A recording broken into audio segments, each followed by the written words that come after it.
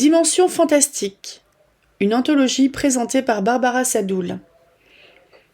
Gérard de Nerval, La danse des morts. Je venais de chez ma maîtresse, et je cheminais au milieu des rêveries et de l'effroi qui vous assaillent à minuit. Et comme je passais devant le cimetière, les tombes m'appelèrent gravement et silencieusement. Je m'approchais du tombeau du ménétrier. Il faisait un brillant clair de lune. Une forme nébuleuse se dressait sur la fosse et murmurait « Cher frère, je viens bientôt. » C'était le ménétrier qui sortait de terre et s'élevait au-dessus du sépulcre. Il pinça vivement les cordes d'une guitare et chanta d'une voix creuse et claire « Connaissez-vous encore la vieille chanson qui autrefois embrasait si vivement le cœur, cordes sourdes et sinistres. Les anges la nomment joie céleste, les démons la nomment mal infernal, les hommes la nomment amour. » À peine ce dernier mot eut-il retenti que toutes les tombes s'ouvrirent. Une multitude de spectres en sortit, entoura le ménétrier et cria en chœur « Amour, amour, ta puissance nous a couchés ici et clos les yeux. Pourquoi appelles-tu dans la nuit ?»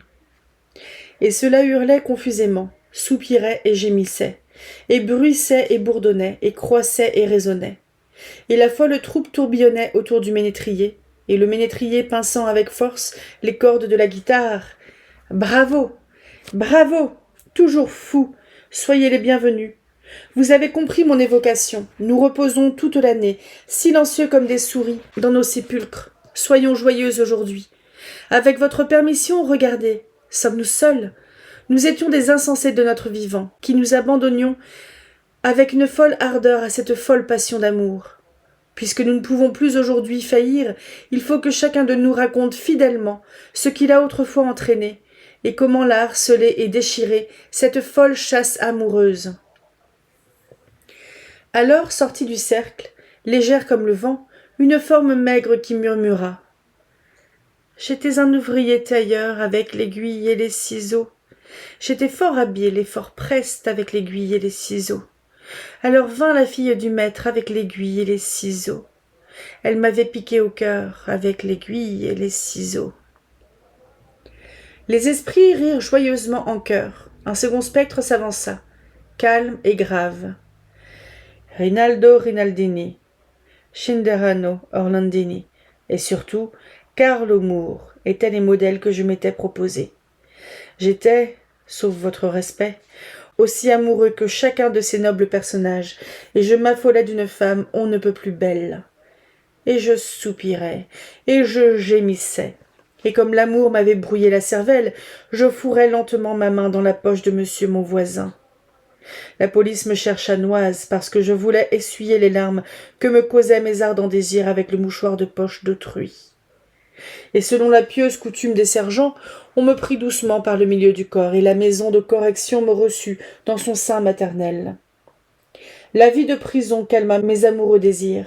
Je m'assis là parmi les fleurs, jusqu'à ce que l'ombre de Rinaldo vînt emporter mon âme avec elle.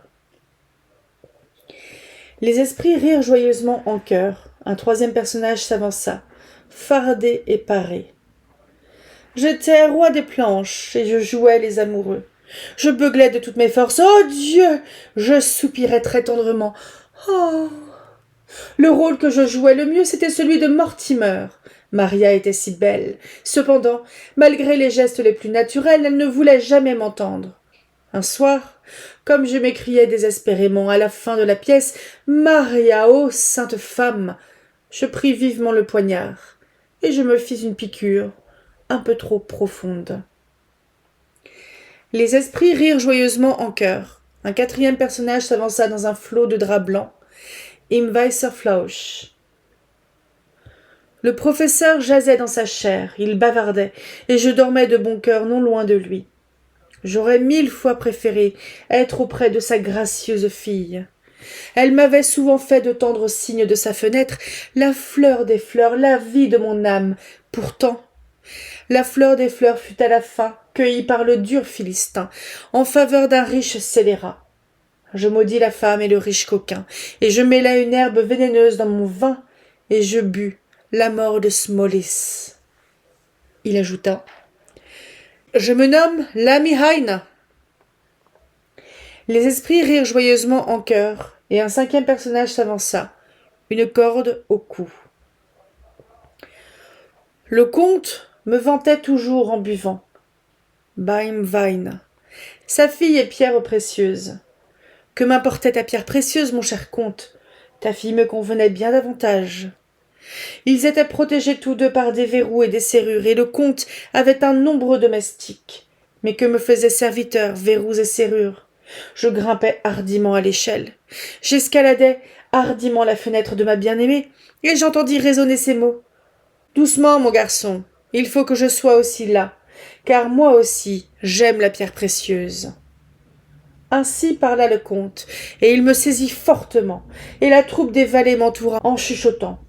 Par le diable, canaille, m'écriai-je, je ne suis point un voleur, je voulais seulement enlever ma chère maîtresse. Mais ni raisonnement, ni expédient ne servirent de rien. La corde fut promptement préparée, et lorsque le soleil se leva, il eut l'étonnement de me trouver pendu. Les esprits rirent joyeusement en chœur. Un sixième personnage s'avança, sa tête à la main. Un chagrin d'amour me poussa à la chasse. Je partis, le fusil sous le bras. Du haut d'un arbre, le corbeau croissa. Tête, tête à bas, à bas. J'épiais une colombe, je la rapportai à mon ami, pensai-je, et je dirigeai mon œil de chasseur parmi les halliers et les buissons. Quel est ce bruit? On dirait deux tourterelles qui se becquettent. Je m'avance doucement, mon fusil armé. Ô ciel, que vois-je? Mon unique amour. C'était ma colombe, ma bien-aimée. Un étranger l'enlaçait amoureusement dans ses bras. Maintenant, adroit chasseur, vise bien. L'étranger est couché dans le sang. Bientôt après, cheminant en qualité de principal personnage avec l'huissier du bourreau, je traversai la forêt. Du haut de l'arbre, le corbeau cria « Tête! Tête à bas! À bas !» Les esprits rirent joyeusement en chœur. Alors le ménétrier lui-même s'avança. J'ai autrefois chanté une chanson. La belle chanson n'est plus. Lorsque le cœur s'est brisé dans la poitrine, les chansons s'en retournent à la maison. Et le fou rire redoubla, et la blanche troupe flotta en cercle. Mais lorsque l'horloge du clocher sonna 1 heure, les esprits se précipitèrent en hurlant dans leur tombe. 1855.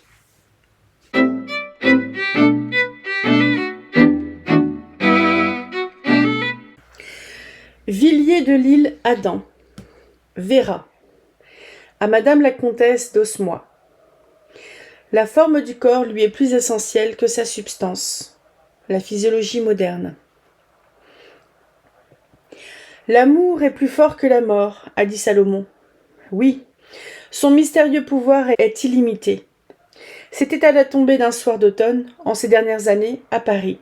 Vers le sombre faubourg Saint-Germain, des voitures, allumées déjà, roulaient, attardées, après l'heure du bois. L'une d'elles s'arrêta devant le portail d'un vaste hôtel seigneurial, entouré de jardins séculaires.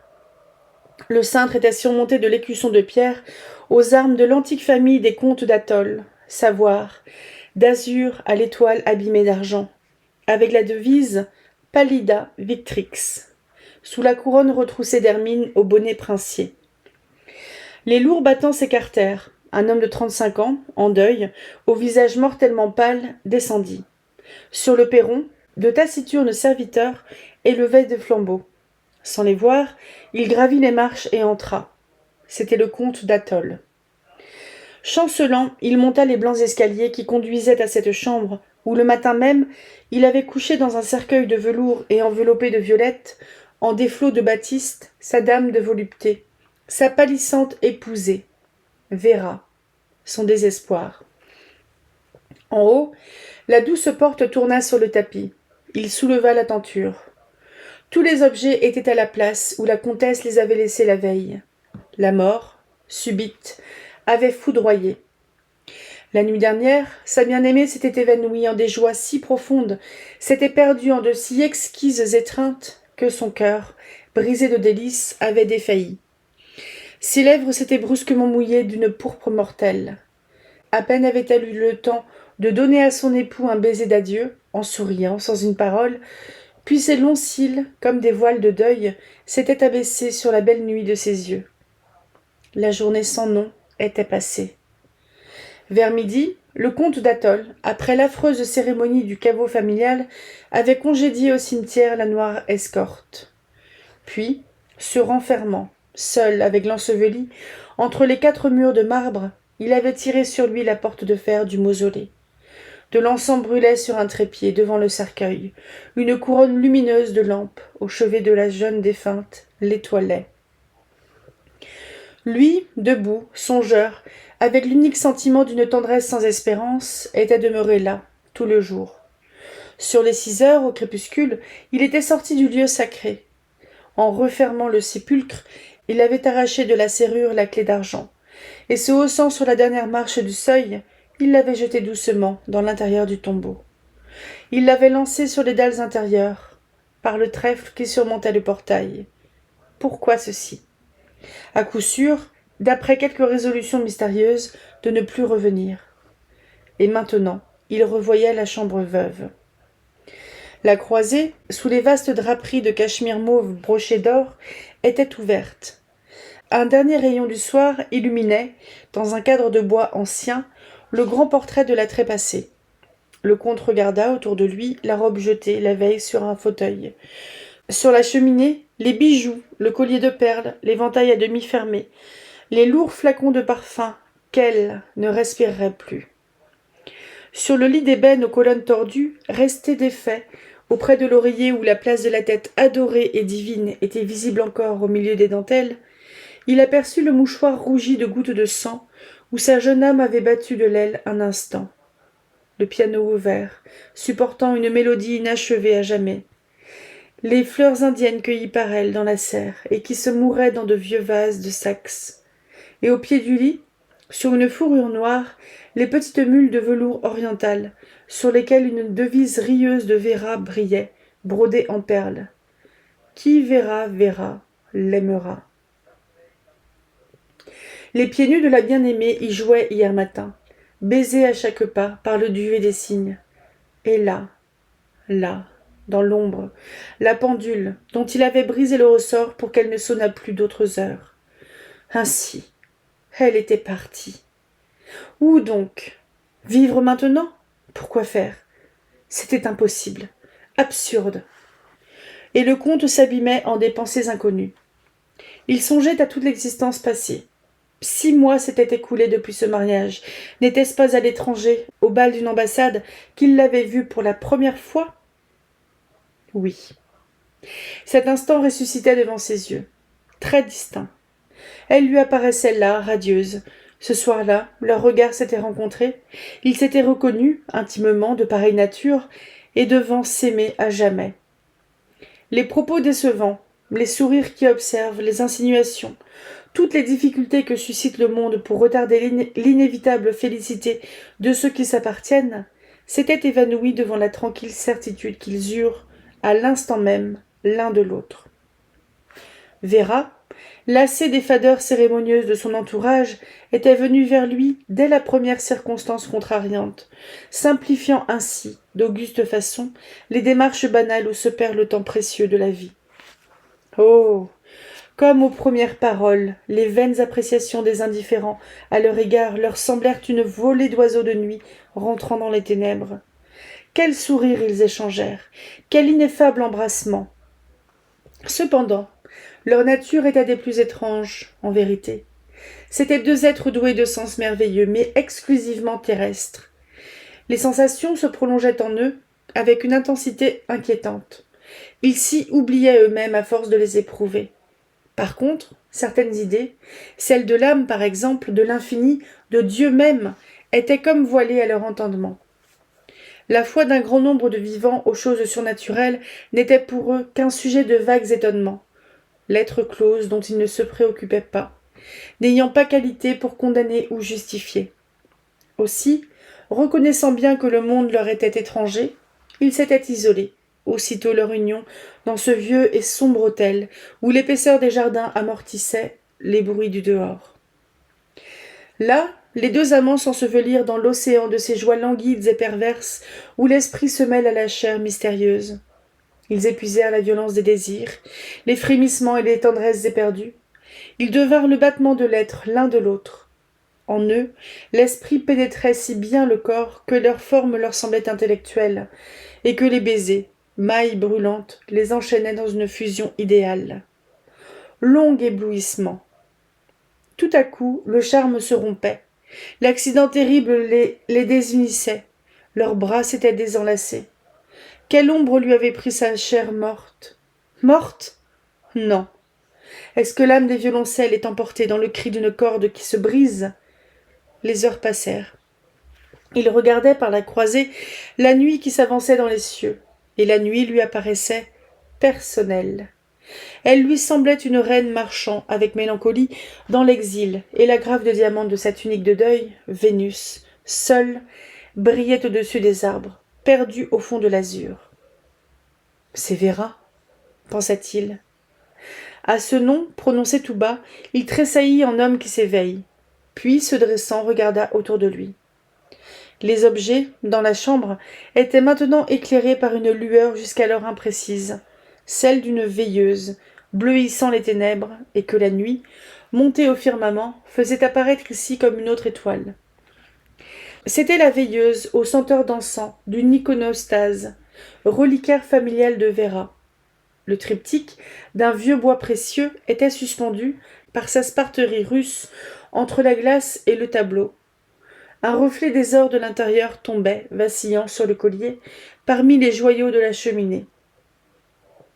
Le plein nimbe de la Madone en habit de ciel brillait, rosacé de la croix byzantine, dont les fins et rouges linéaments, fondus dans le reflet, ombraient d'une teinte de sang, l'Orient ainsi allumé des perles.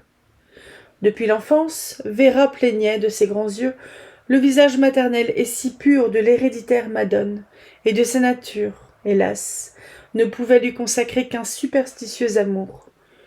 Le lui offrait parfois, naïve, pensivement, lorsqu'elle passait devant la veilleuse.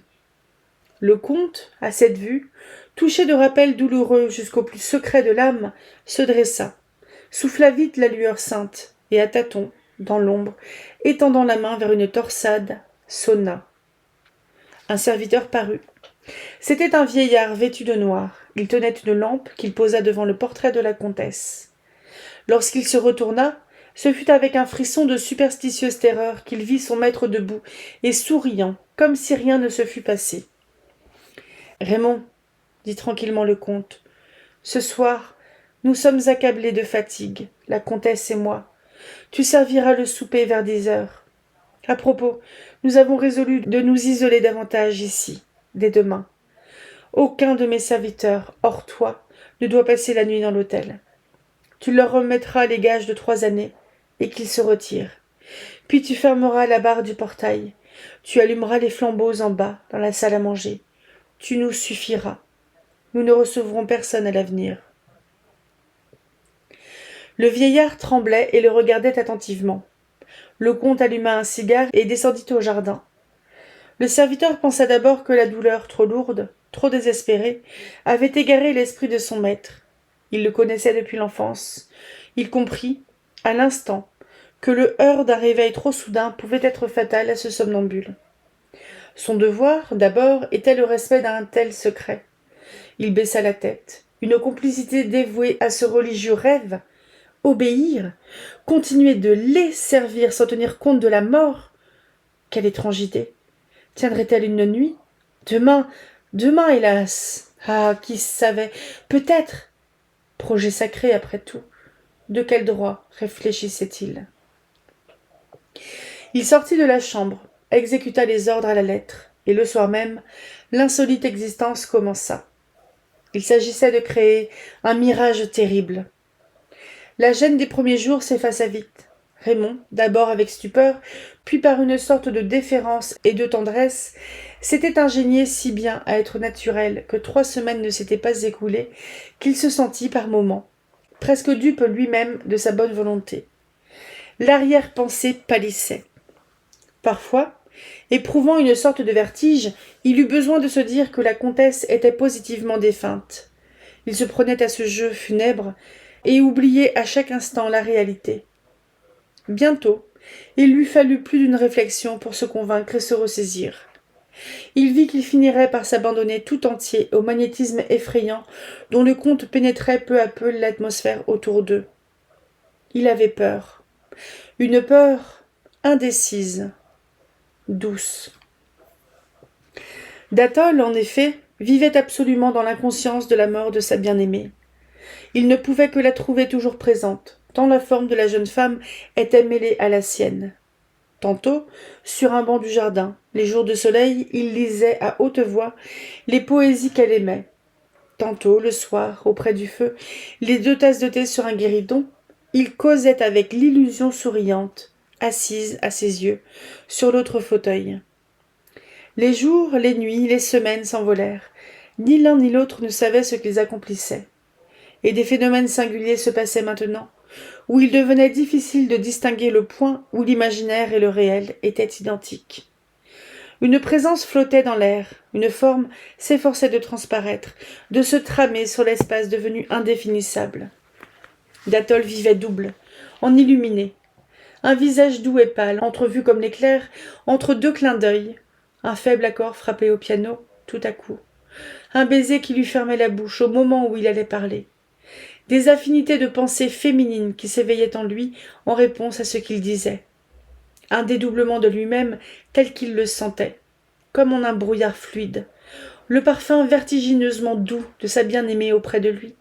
Et la nuit, entre la veille et le sommeil, des paroles entendues très bas. Tout l'avertissait. C'était une négation de la mort élevée, enfin, à une puissance inconnue. Une fois, D'athol la sentit, et la vit si bien auprès de lui qu'il la prit dans ses bras, mais ce mouvement la dissipa. « Enfant !» murmura-t-il en souriant. Et il se rendormit comme un amant boudé par sa maîtresse rieuse et ensommeillée. Le jour de sa fête, il plaça, par plaisanterie, une immortelle dans le bouquet qu'il jeta sur l'oreiller de Véra. « Puisqu'elle se croit morte, dit-il. Grâce à la profonde et toute-puissante volonté de M. d'Athol, qui à force d'amour forgeait la vie et la présence de sa femme dans l'hôtel solitaire, cette existence avait fini par devenir d'un charme sombre et persuadeur. Raymond lui-même n'éprouvait plus aucune épouvante, s'étant graduellement habitué à ces impressions. Une robe de velours noir aperçut au détour d'une allée, une voix rieuse qui l'appelait dans le salon, un coup de sonnette le matin à son réveil, comme autrefois. Tout cela lui était devenu familier. On eût dit que la morte jouait à l'invisible, comme une enfant. Elle se sentait aimée, tellement. C'était bien naturel. Une année s'était écoulée. Le soir de l'anniversaire, le comte, assis auprès du feu dans la chambre de Véra, venait de lui lire un fabliau florentin. Callimaque. Il ferma le livre, puis en se versant du thé, « Douchka, dit-il.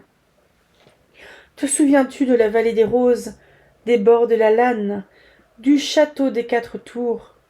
Cette histoire te les a rappelés, n'est-ce pas? » Il se leva, et dans la glace bleuâtre il se vit plus pâle qu'à l'ordinaire. Il prit un bracelet de perles dans une coupe et regarda les perles attentivement. Véra ne les avait-elle pas ôtées de son bras tout à l'heure, avant de se dévêtir? Les perles étaient encore tièdes et leur orient plus adouci, comme par la chaleur de la chair. Et l'opale de ce collier sibérien, qui aimait aussi le beau sein de Véra jusqu'à pâlir, maladivement, dans son treillis d'or, lorsque la jeune femme l'oubliait pendant quelque temps. Autrefois, la comtesse aimait pour cela cette pierrerie fidèle. Ce soir, l'opale brillait comme si elle venait d'être quittée, et comme si le magnétisme exquis de la belle morte la pénétrait encore. En reposant le collier et la pierre précieuse, le comte toucha par hasard le mouchoir de Baptiste, dont les gouttes de sang étaient humides et rouges comme des œillets sur de la neige. Là, sur le piano. Qui donc avait tourné la page finale de la mélodie d'autrefois? Quoi? La veilleuse sacrée s'était rallumée dans le reliquaire? Oui, Sa flamme dorée éclairait mystiquement le visage aux yeux fermés de la Madone. Et ces fleurs orientales, nouvellement cueillies, qui s'épanouissaient là, dans les vieux vases de Saxe, quelle main venait de les y placer? La chambre semblait joyeuse et douée de vie, d'une façon plus significative et plus intense que d'habitude. Mais rien ne pouvait surprendre le comte. Cela lui semblait tellement normal qu'il ne fit même pas attention que l'heure sonnait à cette pendule, arrêtée depuis une année. Ce soir-là, cependant, on eût dit que du fond des ténèbres, la comtesse Véra s'efforçait adorablement de revenir dans cette chambre tout embaumée d'elle. Elle y avait laissé tant de sa personne. Tout ce qui avait constitué son existence l'y attirait. Son charme y flottait. Les longues violences faites par la volonté passionnée de son époux y devaient avoir desserré les vagues liens de l'invisible autour d'elle. Elle y était nécessité. Tout ce qu'elle aimait, c'était là. Elle devait avoir envie de venir se sourire encore en cette glace mystérieuse où elle avait tant de fois admiré son lilial visage. La douce morte là-bas avait tressailli, certes dans ses violettes, sous les lampes éteintes. La divine morte avait frémi dans le caveau toute seule, en regardant la clé d'argent jetée sur les dalles. Elle voulait s'en venir, vers lui aussi, et sa volonté se perdait dans l'idée de l'encens et de l'isolement. La mort n'est une circonstance définitive que pour ceux qui espèrent des cieux, mais la mort et les cieux et la vie, pour elle, n'était-ce pas leur embrassement? Et le baiser solitaire de son époux attirait ses lèvres dans l'ombre, et le son passé des mélodies, les paroles enivrées de jadis, les étoffes qui couvraient son corps et en gardaient le parfum, ces pierreries magiques qui la voulaient dans leur obscure sympathie, et surtout l'immense et absolue impression de sa présence, opinion partagée à la fin par les choses elles-mêmes, tout l'appelait là, l'attirait là depuis si longtemps, et si insensiblement, que guéri enfin de la dormante mort, il ne manquait plus qu'elle seule. Ah, les idées sont des êtres vivants. Le comte avait creusé dans l'air la forme de son amour, et il fallait bien que ce vide fût comblé par le seul être qui lui était homogène, autrement l'univers aurait croulé. L'impression passa, en ce moment, définitive, simple, absolue, qu'elle devait être là, dans la chambre. Il en était aussi tranquillement certain que de sa propre existence, et toutes les choses autour de lui étaient saturées de cette conviction. On l'y voyait. Et comme il ne manquait plus que Véra elle-même, tangible, extérieure, il fallut bien qu'elle s'y trouvât, et que le grand songe de la vie et de la mort entr'ouvrît un moment ses portes infinies. Le chemin de résurrection était envoyé par la foi jusqu'à elle. Un frais éclat de rire musical éclaira de sa joie le lit nuptial. Le comte se retourna. Et là, devant ses yeux, faite de volonté et de souvenirs, accoudée, fluide, sur l'oreiller de dentelle, sa main soutenant ses lourds cheveux noirs, sa bouche délicieusement entr'ouverte en un sourire tout emparadisé des voluptés. Belle à en mourir, enfin. La comtesse Véra le regardait, un peu endormie encore. « Roger » dit-elle d'une voix lointaine. Il vint auprès d'elle, leurs lèvres s'unirent dans une joie divine, oublieuse, immortelle. Et ils s'aperçurent alors qu'ils n'étaient réellement qu'un seul être. Les heures effleurèrent d'un vol étranger cette extase, où se mêlaient pour la première fois la terre et le ciel. Tout à coup, le comte d'Atholl tressaillit, comme frappé d'une réminiscence fatale. « Ah ! Maintenant je me rappelle, dit-il. Qu'ai-je donc ? Mais tu es morte !» À l'instant même, à cette parole, la mystique veilleuse de l'iconostase s'éteignit. Le pâle petit jour du matin, d'un matin banal, grisâtre et pluvieux, filtra dans la chambre par les interstices des rideaux. Les bougies blêmirent et s'éteignirent, laissant fumer âcrement leurs mèches rouges. Le feu disparut sous une couche de cendres tièdes. Les fleurs se fanèrent et se desséchèrent en quelques moments. Le balancier de la pendule reprit graduellement son immobilité. La certitude de tous les objets s'envola subitement. L'opale, morte, ne brillait plus, Les taches de sang s'étaient fanées aussi sur la batiste auprès d'elle. Et s'effaçant entre les bras désespérés qui voulaient en vain l'étreindre encore, l'ardente et blanche vision rentra dans l'air et s'y perdit. Un faible soupir d'adieu, distinct, lointain, parvint jusqu'à l'âme de Roger. Le comte se dressa. Il venait de s'apercevoir qu'il était seul. Son rêve venait de se dissoudre d'un seul coup. Il avait brisé le magnétique fil de sa trame radieuse avec une seule parole. L'atmosphère était maintenant celle des défunts. Comme ces larmes de verre, agrégées illogiquement, et cependant si solides qu'un coup de maillet sur leur partie épaisse ne les briserait pas, mais qui tombent en une subite et impalpable poussière si l'on en casse l'extrémité plus fine que la pointe d'une aiguille, tout s'était évanoui. « Oh !»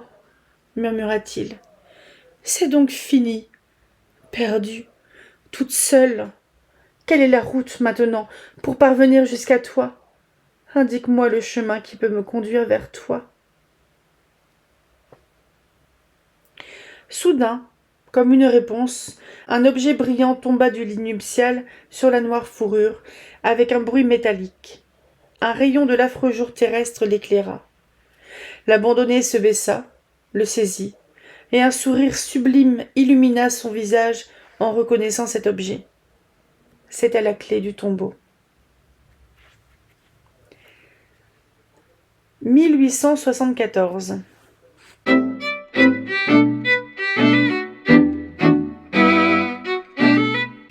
Guy de Maupassant. La chevelure.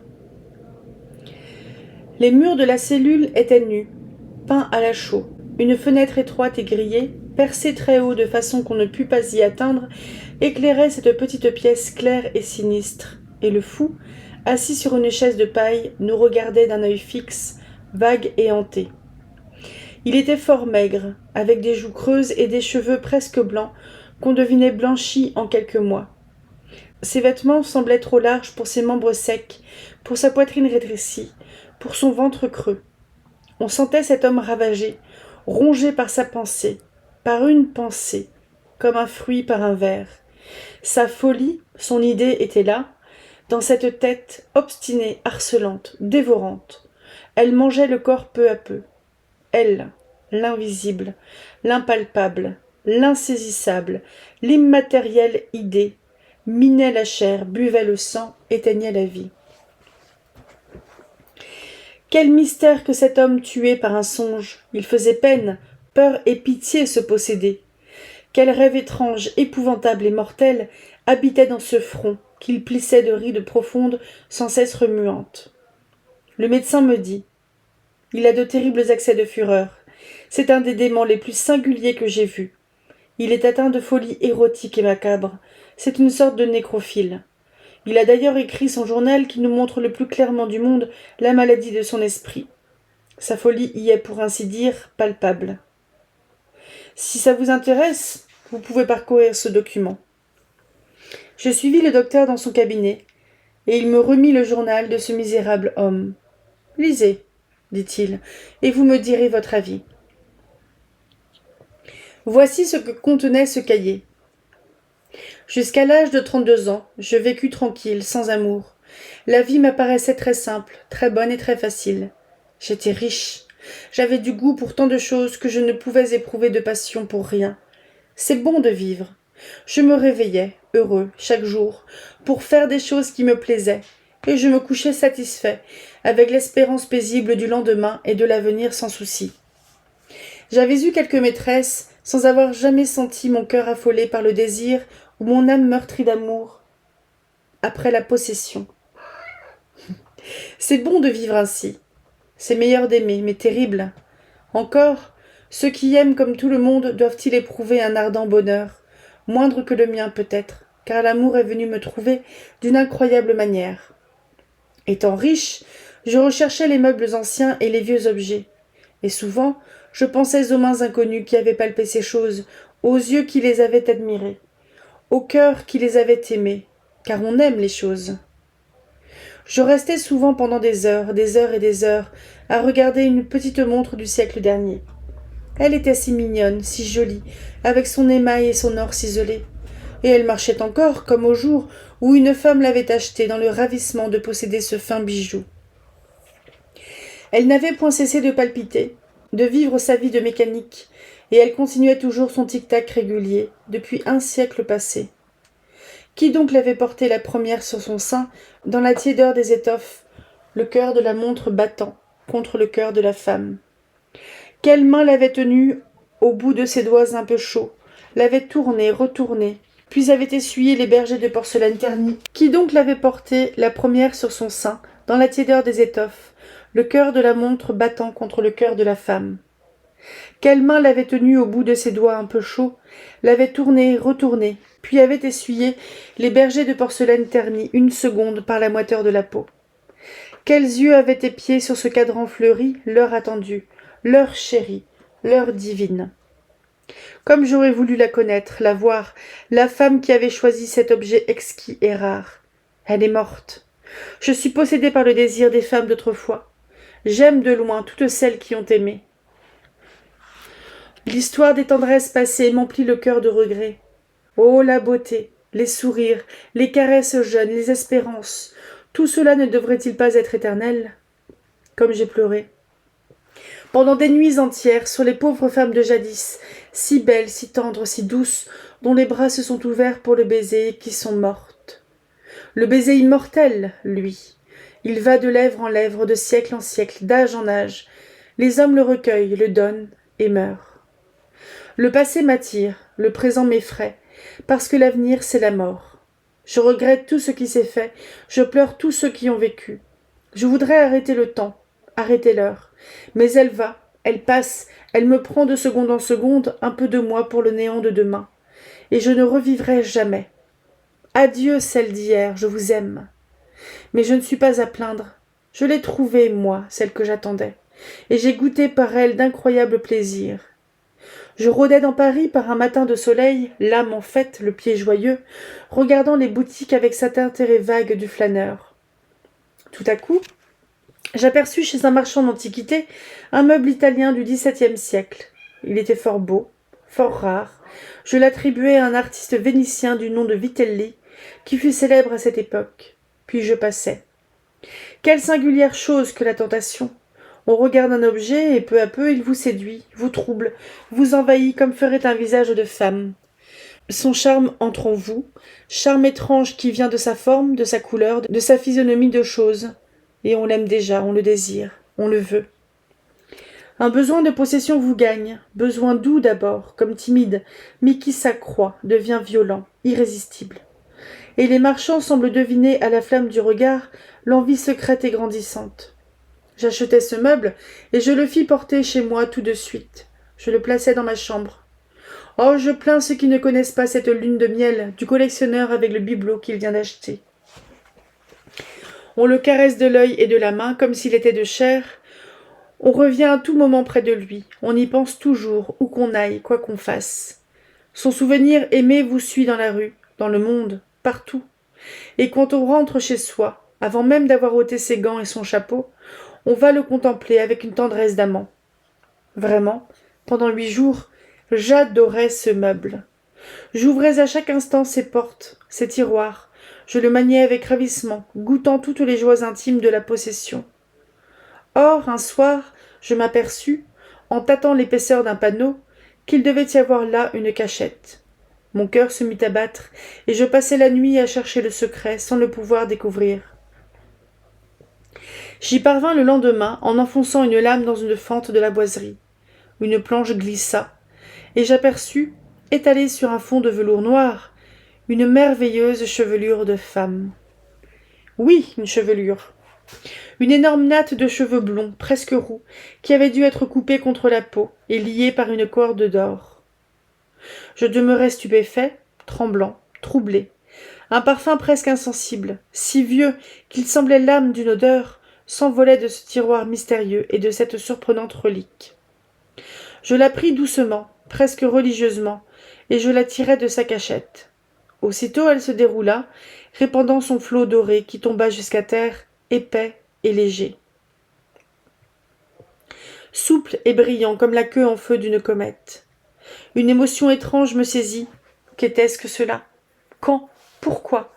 Pourquoi ces cheveux avaient-ils été enfermés dans ce meuble? Quelle aventure! Quel drame cachait ce souvenir? Qui les avait coupés? Un amant, un jour d'adieu?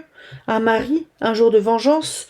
Ou bien celle qui les avait portés sur son front, un jour de désespoir? Était-ce à l'heure d'entrer au cloître qu'on avait jeté là cette fortune d'amour comme un gage laissé au monde des vivants? Était-ce à l'heure de la clouer dans la tombe, la jeune et belle morte, que celui qui l'adorait avait gardé la parure de sa tête, la seule chose qu'il pût conserver d'elle, la seule partie vivante de sa chair qui ne dut point pourrir, la seule qu'il pouvait aimer encore et caresser, et baiser dans ses rages de douleur? N'était-ce point étrange que cette chevelure fût demeurée ainsi, alors qu'il ne restait plus une parcelle du corps dont elle était née? Elle me coulait sur les doigts, me chatouillait la peau d'une caresse singulière, d'une caresse de morte. Je me sentais attendrie, comme si j'allais pleurer. Je la gardai longtemps, longtemps entre mes mains. Puis il me sembla qu'elle s'agitait, comme si quelque chose de l'âme fût resté caché dedans. Et je la remis sur le velours terni par le temps, et je repoussai le tiroir, et je refermai le meuble, et je m'en allai par les rues, pour rêver. J'allais devant moi, plein de tristesse, et aussi plein de trouble, de ce trouble qui vous reste au cœur après un baiser d'amour. Il me semblait que j'avais vécu autrefois déjà, que j'avais dû connaître cette femme, et les vers de Villon me montèrent aux lèvres, ainsi qu'y monte un sanglot. Dites-moi où, née en quel pays, est Flora, la belle romaine, Archipiada, née Thaïs, qui fut sa cousine germaine. Écho parlant qu'en bruit on mène, dessus rivière ou sus étang. Qui beauté eut plus que humaine, mais où sont les neiges d'antan? La roine blanche comme un lys, qui chatoie à voix de sereine, Berthe au grand pied, Biétrice, Alice, Arambourge qui tint la Maine, et Jehanne la bonne Lorraine, que Anglais brûlèrent à Rouen. Où sont-ils, vierges souveraines, mais où sont les neiges d'antan? Quand je rentrai chez moi, j'éprouvai un irrésistible désir de revoir mon étrange trouvaille, et je la repris, et je sentis, en la touchant, un long frisson qui me courut dans les membres. Durant quelques jours, cependant, je demeurai dans mon état ordinaire, bien que la pensée vive de cette chevelure ne me quittât plus. Dès que je rentrai, il fallait que je la visse et que je la maniasse. Je tournai la clef de l'armoire avec ce frémissement qu'on a en ouvrant la porte de la bien-aimée. Car j'avais aux mains et au cœur un besoin confus, singulier, continu, sensuel, de tremper mes doigts dans ce ruisseau charmant de cheveux morts. Puis, quand j'avais fini de la caresser, quand j'avais refermé le meuble, je la sentais toujours là, comme si elle eût été un être vivant, caché, prisonnier. Je la sentais et je la désirais encore. J'avais de nouveau le besoin impérieux de la reprendre, de la palper, de m'énerver jusqu'au malaise par ce contact froid, glissant, irritant, affolant, délicieux. Je vécus ainsi un mois ou deux, je ne sais plus. Elle m'obsédait, me hantait. J'étais heureux et torturé, comme dans une attente d'amour, comme après les aveux qui précèdent l'étreinte. Je m'enfermais seul avec elle pour la sentir sur ma peau, pour enfoncer mes lèvres dedans, pour la baiser, la mordre. Je l'enroulais autour de mon visage, je la buvais, je noyais mes yeux dans son onde dorée, afin de voir le jour blond à travers. Je l'aimais, oui, je l'aimais. Je ne pouvais plus me passer d'elle, ni rester une heure sans la revoir. Et j'attendais quoi? Je ne le savais pas. Elle. Une nuit, je me réveillai brusquement avec la pensée que je ne me trouvais pas seule dans ma chambre. J'étais seule pourtant, mais je ne pus me rendormir. Et comme je m'agitais dans une fièvre d'insomnie, je me levai pour aller toucher la chevelure. Elle me parut plus douce que de coutume, plus animée. Les morts reviennent-ils? Les baisers dont je la réchauffais me faisaient défaillir de bonheur, et je l'emportais dans mon lit, et je me couchais, en la pressant sur mes lèvres comme une maîtresse qu'on va posséder. Les morts reviennent. Elle est venue. Oui, je l'ai vue, je l'ai tenue, je l'ai eue, telle qu'elle était vivante autrefois, grande blonde grasse, les seins froids, la hanche en forme de lyre. Et j'ai parcouru de mes caresses cette ligne ondulante et divine qui va de la gorge aux pieds, en suivant toutes les courbes de la chair. Oui, je l'ai eue, tous les jours, toutes les nuits. Elle est revenue, la morte, la belle morte, l'adorable, la mystérieuse, l'inconnue, toutes les nuits. Mon bonheur fut si grand que je ne l'ai pu cacher. J'éprouvais près d'elle un ravissement surhumain, la joie profonde, inexplicable de posséder l'insaisissable, l'invisible, la morte. Nul amant ne goûta des jouissances plus ardentes, plus terribles. Je n'ai point su cacher mon bonheur. Je l'aimais si fort que je n'ai plus voulu la quitter. Je l'ai emportée avec moi, toujours, partout. Je l'ai promenée par la ville comme ma femme et conduite au théâtre en des loges grillées, comme ma maîtresse. Mais on l'a vue, on a deviné, on me l'a prise, et on m'a jetée dans une prison comme un malfaiteur. On l'a prise. Oh, misère. Le manuscrit s'arrêtait là, et soudain, comme je relevais sur le médecin des yeux effarés, un cri épouvantable, un hurlement de fureur impuissante et de désir exaspéré s'éleva dans l'asile. « Écoutez-le, dit le docteur. Il faut doucher 5 fois par jour ce fou obscène. Il n'y a pas que le sergent Bertrand qui ait aimé les mortes. » Je balbutiai, ému d'étonnement, d'horreur et de pitié. Mais cette chevelure, existe-t-elle réellement ?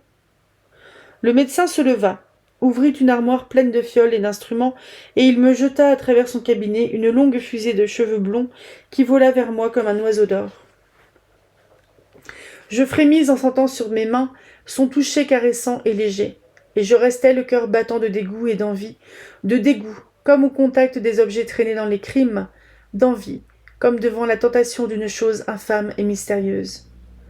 Le médecin reprit, en haussant les épaules. L'esprit de l'homme est capable de tout. 1884.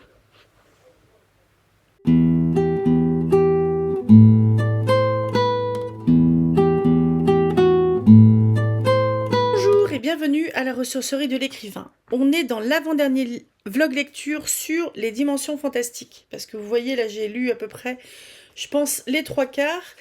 Et j'ai un petit peu changé mes plans parce que là j'ai lu La danse des morts, Vera et la chevelure. Et ce qui veut dire que le prochain vlog lecture et le dernier sur cette anthologie-là, il y aura Frit Flack, Le Prince Heureux et Angeline. Les autres nouvelles, il en reste 8. Je vais les lire de mon côté et je ferai des posts sur Instagram. Donc ce que je vais essayer de faire en fait, c'est que pour la semaine prochaine, j'ai au moins fini ces 8 nouvelles aussi, afin de mettre un petit peu de post Instagram si ça vous dit. Parce que c'est soit des romans, enfin soit des nouvelles qui ne sont pas libres de droit, soit j'ai un doute. Il y a par exemple La chambre perdue de James O'Brien, où je suis pas sûre que que ce soit libre de droit. Il y a Sredni Vashtar de Saki, Je suis d'ailleurs de Lovecraft, Le vent de Ray Bradbury, Le meneur de loup de Claude Seignol, Le petit chat noir de Colette, à mon avis je l'ai déjà lu en fait, Richard Matheson, Né de l'homme et de la femme, et Les filles de la nuit de Jean-Louis Bouquet, pardon. À partir de... Enfin, une fois que j'aurai fini l'anthologie des anthologies, il reste quelques bricoles que je n'ai pas lues dans les autres anthologies, dans la dimension fantastique. Donc il y a 4 volumes, 1, 2, 3, 4. Le 2, j'ai pas réussi à le choper, mais je sais en fait ce qu'il y avait comme nouvelle dedans. J'ai téléchargé la nouvelle que je peux lire, qui est libre de droit. Ici, je peux lire Le portrait ovale et Le monstre vert. Il va rester 6-8 nouvelles à lire sur les anthologies uniques comme celle-là. Donc la dimension fantastique, tome 1 à 4. Ce que je ferai, c'est que je continuerai comme je faisais jusqu'à présent, lire ce qui est libre de droit. Ce qui m'intéresse aussi de lire à voix haute comme libre de droit. Parce que là, par exemple, la première nouvelle de Gérard de Nerval, je ne l'ai pas trouvée ouf. La danse des morts de Gérard de Nerval, ça m'a fait penser aux danses macabres médiévales. À savoir des gens qui... Enfin, des cadavres qui sortent de leur sépulcre pour danser. C'est des choses qui sont beaucoup représentées dans l'art médiéval, l'art pictural médiéval, avec souvent je pense que c'était vraiment peint à partir de corps, parce qu'on voyait vraiment des choses un peu parcheminées. Ça pouvait être des squelettes ou peut-être même des cadavres en cours de décomposition parce qu'on voyait qu'ils étaient un peu la peau parcheminée, les côtes saillantes, les yeux creux, etc. Bonheur, quoi. Et j'ai pas trouvé ça ouf, en fait. J'ai pas trop bien compris pourquoi le personnage il s'est retrouvé au cimetière. Il revenait de chez sa maîtresse et c'est les tombes qui l'ont appelé. Et du coup, c'est les gens qui sortaient des tombes et qui se présentaient. Honnêtement, je l'ai pas trouvé. Il y avait un petit côté un peu théâtral, un petit peu. Peut-être pas monde à l'envers comme au Moyen-Âge, mais le côté un petit peu absurde en fait de ces morts qui sortent de leur tombe et puis qui expliquent pourquoi ils y sont. Donc qu'ils sont tués, qu'ils ont été tués, que c'était un truc autour de l'amour. Je sais pas trop ce qu'il a voulu dire par là, l'auteur. Enfin, je suis passée, je pense, complètement à côté. J'ai pas trouvé. Enfin, il y avait un truc ouais, assez théâtral. Ça me faisait penser aux danses macabres, mais à part ça, je sais pas ce que je peux en dire de plus. Après, il y a aussi le fait que c'est une nouvelle qui est courte. Il y a même pas 10 minutes de lecture, il y a même pas 5 pages en fait. Donc c'est vraiment court. Mais c'est vrai que là, je suis assez sceptique sur Vera de Villiers-Adam. Donc là, on a eu deux nouvelles assez longues. Mais qui se ressemblaient en fait beaucoup, je trouvais, la chevelure, je l'avais jamais lue, de Maupassant. Mais Vera de Villiers de l'île Adam, je sais plus si j'ai déjà lu quelque chose de lui. C'est pas lui, la Vénus d'île? Ou je confonds? Non, c'est Mérimée? Je sais plus. Je vais regarder vite fait ce qu'il a fait, parce que j'ai la sensation d'avoir lu quelque chose de lui il y a fort longtemps. Auguste de Villiers de l'île Adam. Il a pas fait de vieux os, hein. Il est mort à même pas 50 ans. D'origine bretonne de Saint-Brieuc. Alors, il y a des œuvres complètes, il y a des contes et des romans, Isis, Conte cruel, Le secret de l'échafaud, L'Ève future, L'amour suprême, Tribula, bon Homet, Nouveau conte cruel, Histoires insolites chez les passants, Propos d'au-delà, Reliques, nouvelles reliques. Et il y a un petit peu de poésie et de théâtre, Morgane, Hélène, La révolte, Le nouveau monde, Axel, L'évasion, Le prétendant, 2 essais de poésie, première poésie, sonnet, et de la musique. Et ben alors c'est fort possible que je l'ai jamais lu. Je sais pas du tout. Ce qui serait pas gravissime évidemment, mais je sais pas, je pense que c'est... Peut-être que j'ai déjà lu des citations, par exemple, parce que je fonctionne pas mal aux citations. Et là j'ai bien aimé, le côté un petit peu macabre justement du conte qui a mis dont la comtesse est morte de manière un peu brutale et qui fait comme si elle était encore vivante et qui met dans cette espèce de délire son serviteur, le seul et unique serviteur qui accepte de rester en fait, à qui il demande de le servir, de les servir, elle et lui. Et ça me fait penser un peu, bon là c'est des théories un petit peu fumeuses, mais il y a la mémoire des murs, ou la mémoire du sol d'ailleurs. La mémoire des murs, c'est une espèce de théorie qui viendrait à expliquer que des lieux vont garder l'empreinte de ceux qui y ont vécu et qui ne sont plus là. Donc ça explique les phénomènes de hantise a priori. C'est pour ça que je dis théorie fumeuse. Moi je crois plus en rien, je suis vieille.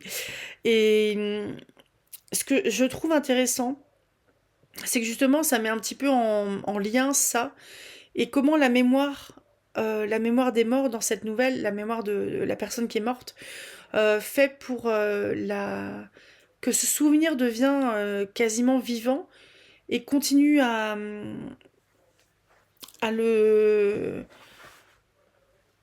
faire en sorte que la présence soit toujours là et que on est à la fois entre une illusion, un deuil qui se fait pas, puis peut-être quelque chose qui peut glisser vers du fantastique.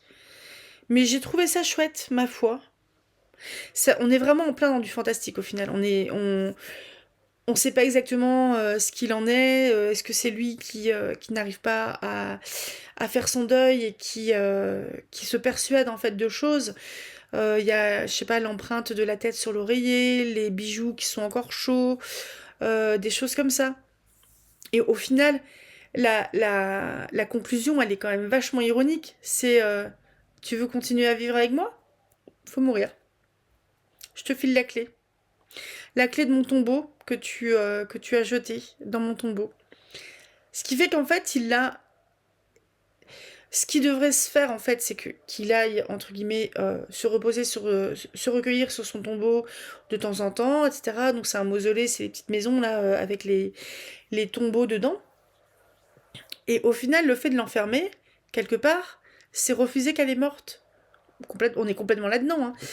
Et le truc que je trouve intéressant, c'est justement comme si elle disait, hé, t'oublies pas que... en fait, croire que je suis encore vivante, c'est surtout oublier que je suis morte. Donc moi, je te rappelle que je suis morte. Donc il y a un côté assez pratico-pratique, enfin pragmatique, je sais pas comment dire, très réaliste au final, de quelque chose même d'humoristique, je trouve, de la part de... Bah, c'est forcément Vera qui a ramené cette clé. Du genre, c'est bon, maintenant, arrête un peu, quoi. Arrête un peu tes conneries. Donc je trouvais ça chouette. J'ai pas très bien compris ce qu'elle a eu. Les lèvres, enfin les lèvres qui étaient rouges, le sang sur le mouchoir. Ça sent pas un peu la tuberculose, tout ça? Les lèvres rouges, au début, j'ai cru que c'était un empoisonnement, mais en fait, cracher du sang, ça fait très tuberculose. Je me trompe peut-être, hein. Mais ouais, elle était assez touchante. Et puis je trouve qu'il y a un sacré style, hein. Moi, franchement, j'ai aimé, hein. Et mon petit Maupassant. Alors, Guy de Maupassant, j'avais lu sur la chaîne, pour ceux qui ne l'ont pas écouté, Le Horla, qui est un recueil de 3 nouvelles, dont Le Horla. Donc, elles sont même pas toutes fantastiques, je crois. Et j'ai lu aussi Contes du jour et de la nuit, qui, contrairement à leur titre, ne sont pas du tout des contes, mais des nouvelles, où on va flirter un petit peu à la fois vers de la comédie de mœurs, comme par exemple, il y a une... Celle-là m'avait fait trop rire. Il y a deux nouvelles qui se répondent parce qu'il y a les deux mêmes personnages dedans, deux femmes de plutôt de la haute société. Et en fait, il y a une qui se rend compte que sa voisine est une prostituée et fait des signes aux hommes dehors pour qu'ils viennent pour qu'ils viennent la rejoindre, pour qu'elle travaille. Et du coup, elle se dit, bah, je vais faire pareil. Et donc, sauf que, évidemment, le gars, bah, il monte. Donc, elle se retrouve comme une nouille en disant, non, mais en fait, je veux pas. Et au final, elle finit presque par se prostituer sans faire exprès, parce que le gars, il monte, il y a des rapports sexuels, etc. Et il est surtout en train de dire, oui, ben, je sais bien que les bourgeoises là qui vivent dans des grands appartements, des fois, elles ont pas d'argent, donc elles ont recours à ça. Donc arrête un peu de tes bêtises et puis hop, viens, on va aller coucher ensemble. Et je te laisserai une pièce. Et cette nouvelle-là, elle était hyper scabreuse, mais je la trouvais super drôle. Enfin, mais la nana qui se prostitue sans faire exprès, quoi. Donc il y avait des trucs comme ça, où il y avait des trucs qui flirtaient pas mal aussi avec des affaires criminelles, notamment une histoire de vendetta qui avait été fort chouette. Moi, j'en ai un bon souvenir. C'est une vieille Corse où son fils unique a été tué. Et en fait, oh, c'est tellement triste. Elle entraîne un chien à égorger sur un mannequin. Où elle met de la bouffe en fait au niveau du cou du mannequin et en lui donnant un ordre précis, genre attaque ou je sais pas quoi, ou mange ou je sais pas quoi. Et ce qui fait elle finit avec ce chien-là par venger la mort de son fils unique. Et quelque part, en fait, une fois que cette vengeance est faite, il n'y a plus rien. Je crois qu'elle finissait même pas comme ça. Je crois que c'était le narrateur qui rencontrait ce personnage, une personne âgée qui vivait plus ou moins dans les bois, un peu comme une sauvage, entre guillemets. Et en fait, elle lui avait raconté cette histoire. Et lui était resté comme un peu comme de rond de flanc. Ça, c'est les nouvelles dont je me suis souvenue. Et le Horla, il est fort chouette aussi. Le Horla me faisait penser un petit peu à l'histoire de la précédente, là, de Villiers, de la ville Adam. De l'île Adam. C'est pas facile à dire. Appelons-le Auguste. Et donc la chevelure de Maupassant, bah, je trouve qu'il est bon, ma foi, dans le fantastique. Alors, sachant que Maupassant, pour le Horla, moi je me demandais s'il commençait pas à y avoir des symptômes un peu de délire de la syphilis parce qu'il en est mort et puis que ça a bien dû bien lui allumer le cerveau. Mais là, la chevelure, je trouve on est, elle se répond en quelque sorte à Vera avec la nouvelle d'avant. Je trouve il y a des échos. Euh, j'aime bien le côté, ça donne une saveur particulière que le personnage principal, non, enfin le fou, que le fou non, le personnage principal c'est un, je suis perdue. Il y a un narrateur et un médecin. Le narrateur est potentiellement un futur médecin ou quelqu'un qui a l'air de vouloir travailler dans l'asile. Et le personnage qui raconte son histoire par rapport à la chevelure et par rapport à son journal, c'est un passionné d'antiquité. Donc il adore tout ce qui vient du passé, etc. Il attribue en quelque sorte de une vie matérielle, enfin, ça me fait penser à la passe miroir aussi quelque part. Parce que dans la passe miroir de Christelle Dabos, c'est une série de 4 romans. On est plutôt jeunesse, young adulte, où le personnage d'Ophélie a 2 pouvoirs. C'est une animiste. Donc les animistes sont ceux qui descendent en fait d'une famille prestigieuse, enfin d'un être prestigieux à l'endroit où elle vit. Et les animistes ont le pouvoir en fait d'animer les objets. Et elle a un pouvoir un petit peu plus fort, c'est que si elle touche un objet, elle a accès à l'envers à sa vie. Donc elle voit qui c'est qui l'a touché la fois d'avant, puis la fois d'avant, puis la fois d'avant, etc., etc., etc., jusqu'à ce qu'elle puisse remonter à très très loin. Et elle a notamment ce pouvoir-là. Et ça me faisait penser en quelque sorte à cette espèce de fantasme du passionné d'antiquité qui disait que avec la montre, il imaginait que la personne, elle avait essuyé les parties en porcelaine de la montre et compagnie, que la montre, elle avait été proche du cœur, etc. Ce qui fait que quand il découvre cette chevelure, euh, peut-être que c'est quelqu'un qui est mort il y a très longtemps, et peut-être que pas du tout. Parce que peut-être que c'est quelqu'un qui... C'est l'ancien propriétaire de ce bureau où il y a un truc caché, une cache dans ce bureau, qui a laissé la chevelure de quelqu'un. Il y avait des perruquiers, il y avait des perruquiers à l'époque, hein. Donc les femmes pauvres pouvaient sacrifier leurs cheveux et les vendre à des perruquiers pour avoir un beau billet. C'est un truc qui est exploité notamment dans le livre, la chronique des Bridgerton, qui concerne Bénédicte, avec Sophie. Sophie qui, dans le livre, a les cheveux aux épaules quand elle le rencontre. Et parce que ça se vendait. Ça se vendait, et puis les perruquiers, ils devaient avoir un certain talent, enfin bref, ça se vendait. Ce qui faisait que le gars, en fait, il part peut-être dans des grandes explications qui n'ont pas du tout lieu d'être. Il est en train de fantasmer à mort. Mais c'est quelqu'un qui a l'air déjà d'être pas forcément dans le réalisme et pas forcément les pieds sur terre. Mais je l'ai trouvé intéressante, hein, comme nouvelle aussi. Puis Maupassant, franchement, il a quand même une belle plume. Même si j'ai pas été une grande fan de... je suis assez mitigée entre les contes du jour et de la nuit et le recueil du Horla où il y avait 3 nouvelles. Parce que je trouvais qu'il se répète. Enfin, c'est pas la grande découverte en gros. Mais ensuite, ça. J'aimais bien. Il a franchement une belle plume. Je vais m'arrêter là. Donc, semaine prochaine, c'est Frites Flack de Jules Verne, Le Prince heureux d'Oscar Wilde et Angeline d'Émile Zola. Et donc, les 8 autres nouvelles. Ouais, je les lirai et je ferai un petit pitch sur Instagram, ce qui veut dire que regardez dans la barre d'informations s'il y a des posts Insta qui sont précisés. Parce que bah, les autres sont soit... je pense qu'ils sont plus libres de droit là, parce que j'ai mis une petite croix à côté.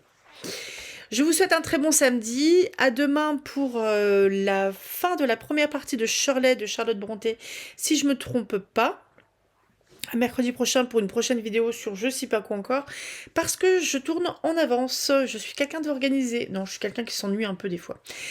Alors très bon samedi à vous et à tout bientôt. Rêvez tout grand, lisez tout plein, salut.